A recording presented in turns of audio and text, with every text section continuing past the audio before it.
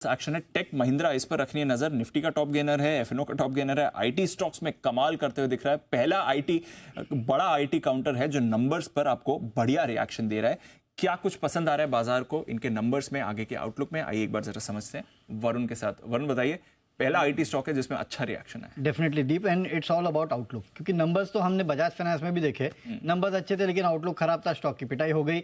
यहाँ पे भी अगर आप देखिए तो नंबर्स ठीक ठाक थे, लेकिन आगे के मैनेजमेंट के जो प्लान्स है और खासकर इनके जो नए सीईओ है मोहित जोशी, उन्होंने FY27 के लिए जिस तरह की स्ट्रैटेजी बताई है उसको लेके मार्केट काफ़ी खुश है। देखिए, अगर आप देखेंगे तो FY25 में टर्न अराउंड फेज, FY26 में स्टेबलाइजेशन फेज, FY25 में रीपिंग रिटर्न्स जो है, इस तरह के 3 स्टेजेस में स्ट्रैटेजी को बांटा गया है। आप FY27 का देखिए, इनका कहना है कि टॉप लाइन जो है वो इंडस्ट्री ग्रोथ से ज़्यादा करेंगे, ये पूरा लक्ष्य है टेक महिंद्रा का।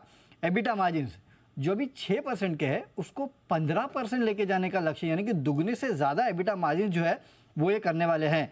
इनका एक कॉस्ट सेविंग का एक प्रोग्राम है, प्रोजेक्ट फोर्टियस, उसके तहत सालाना करीब 2080 करोड़ रुपए के आसपास का कॉस्ट सेविंग जो है वो टेक महिंद्रा करने वाला है। FY27 तक रिटर्न ऑन कैपिटल एम्प्लॉयड जो है, जो फिलहाल 12% के आसपास का है, इसको बढ़ा के 30% के आसपास लेके जाने का अनुमान है। यानी कि यहाँ पे भी दुगने से ज़्यादा ग्रोथ जो है वो ये कंपनी करेगी। इनफैक्ट FY27 तक इनका कहना है कि शुरुआत से फ्री कैश फ्लो जो है उसका 85% के आसपास जो है वो निवेशकों को वापस देने का लक्ष्य कंपनी ने रखा है। अब किस तरह से वापस देंगे ये तो इन्होंने नहीं बताया है, लेकिन हाँ, वापस देने का लक्ष्य जो है वो इन्होंने रखा है। इनफैक्ट FY24 का भी जो इनकी ऑलरेडी टर्न अराउंड जो है वो ऑलरेडी शुरुआत हो भी चुकी है। टॉप क्लाइंट्स पर फोकस है, लार्ज डील्स पे जो है वो फोकस है, और उसके जरिए ग्रोथ जो है वो कंपनी की आ ही रही है। M&M का बिजनेस रिलेशनशिप जो है उसको लेवरेज करके कंपनी जो है अपने बिजनेस को और बढ़ाएगी।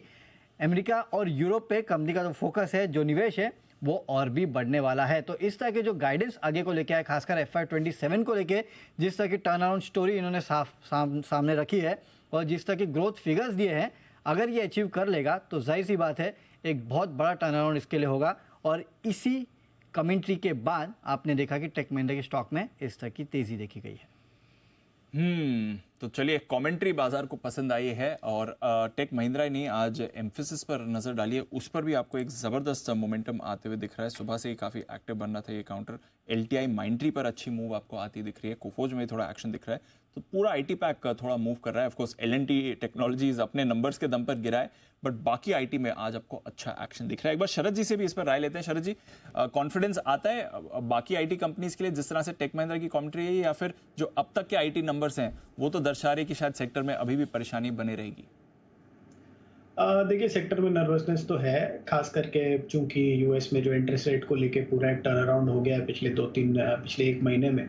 पर मेरा ये मानना है कि जैसा डेटा कल यूएस जीडीपी का भी आया है और बाकी भी मैं जो डेटा एक्सपेक्ट कर रहा हूँ अगले 2 से 3 महीनों में, जितनी जल्दी ये मूड एक नॉन इंटरेस्ट कट की तरफ स्विच हो गया है, उतनी जल्दी ये एक इंटरेस्ट कट की तरफ भी स्विच हो जाएगा अगले 2 से 3 महीनों में।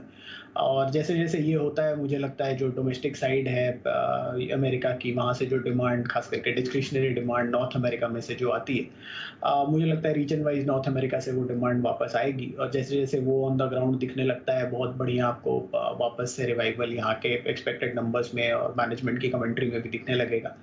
तो 1 से 2 क्वार्टर आपको वेट करना पड़ सकता है। बट टिपिकली टेक महिंद्रा के केस में मुझे लगता है कि इंडिविजुअल केस है, क्योंकि एक नई मैनेजमेंट इंडक्शन हुई है और BFSI वाला स्पेस टेक महिंद्रा के लिए बहुत बड़ा है नहीं, और एज अ साइज भी इन्फोसिस वगैरह के कंपैरिजन में छोटी कंपनी है। तो अगर वो BFSI को उस तरीके से रिकअप कर पाते हैं या स्केल अप कर पाते हैं बाकी सेगमेंट्स को भी, तो उसका बहुत बड़ा फायदा उनको मिलेगा। तो डील विंस के हिसाब से उनको फायदा रहना चाहिए। और अगर आप ज़्यादातर कंपनीज को देखें तो सबकी बड़ी डील विंस में ट्रैक्शन अभी भी है, तो मुझे नहीं लगता कि इतनी प्रॉब्लम है। एम्फेसिस की आप बात कर रहे थे, वहाँ अगर आप देखें तो उनकी छोटी डील विंस में भी ट्रैक्शन है। तो मुझे लगता है डिस्क्रिशनरी स्पेंड पार्शियली वापस आ गया है। अगले 2 से 3 महीनों में ज़्यादातर जो मूड माहौल है वो वापस रिवर्स हो जाना चाहिए, फेवरेबल हो जाना चाहिए आईटी के लिए। और ज़्यादातर स्टॉक्स में वैल्यूएशन अभी भी अट्रैक्टिव है। LTIM में हमने काफ़ी बढ़िया करेक्शन देख ली है। LTTS मुझे लगता है अभी भी शायद वैल्यूएशन कंफर्ट मेरे हिसाब से वहाँ नहीं आया है, बट LTIM में मुझे लगता है वैल्यूएशन कंफर्ट काफ़ी ज़्यादा है। टेक महिंद्रा में वैल्यूएशन कंफर्ट उतना ज़्यादा नहीं है, लेकिन री रेटिंग के कैंडिडेट के हिसाब से मैंने हमेशा से उस पर बेट करने की बात कही है। मुझे लगता है वहाँ बहुत बड़ी इंप्रूवमेंट हो सकती है। और लार्ज कैप्स में अगर अक्रॉस द बोर्ड मैं देखता हूँ तो मुझे लगता है इन्फोसिस में काफ़ी बढ़िया इंप्रूवमेंट यहाँ से मिल सकती है। आप इनिशियली 1800-1900 के लक्ष्य इन्फोसिस में रख सकते हैं। टेक महिंद्रा में थोड़ी जैसे जैसे इम्प्रूवमेंट आती है वैसे रिवाइज करना होगा टारगेट्स को।